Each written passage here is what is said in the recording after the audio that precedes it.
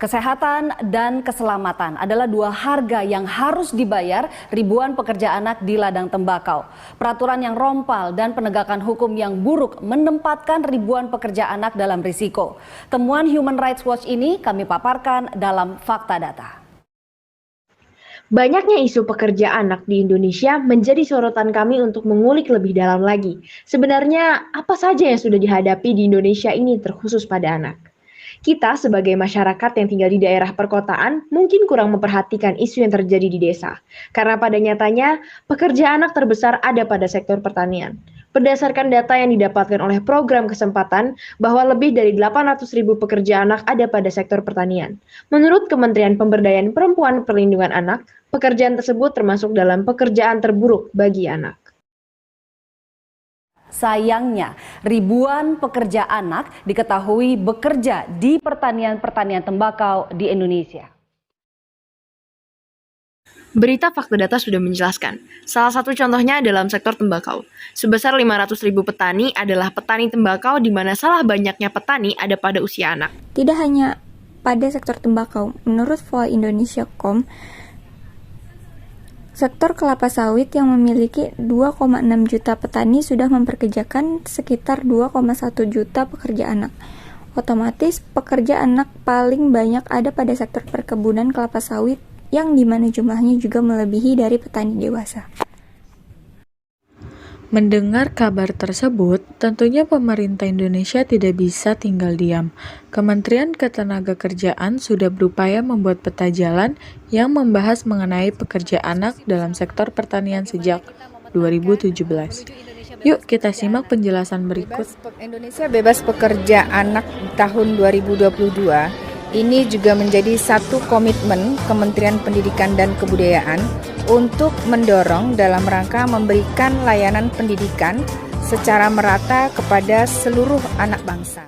Indonesia bebas pekerja anak pada tahun 2022. Apakah demikian?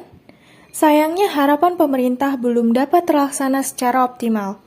Namun dengan begitu, pemerintah tetap selalu berupaya untuk membebaskan Indonesia pekerja anak. Pada masa depan bangsa dan negara. Oleh karenanya, dia tidak boleh bersentuhan dengan pekerjaan-pekerjaan yang terburuk untuk anak. Karena ini akan merusak daripada tumbuh berkembangnya anak itu sendiri. Saudara sekalian, anak adalah calon pemimpin bangsa yang mengisi sepertiga populasi penduduk Indonesia.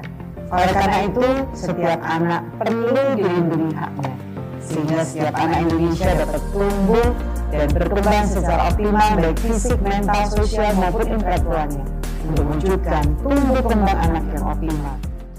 Seperti pada tanggal 29 Juni 2022, program kesempatan milik Paklah dan Jarak yang bekerja sama dengan Kementerian Ketenagakerjaan melakukan konferensi se-Indonesia untuk melakukan peninjauan kembali bagaimana keadaan anak-anak di seluruh Indonesia, khususnya di bidang pekerja anak.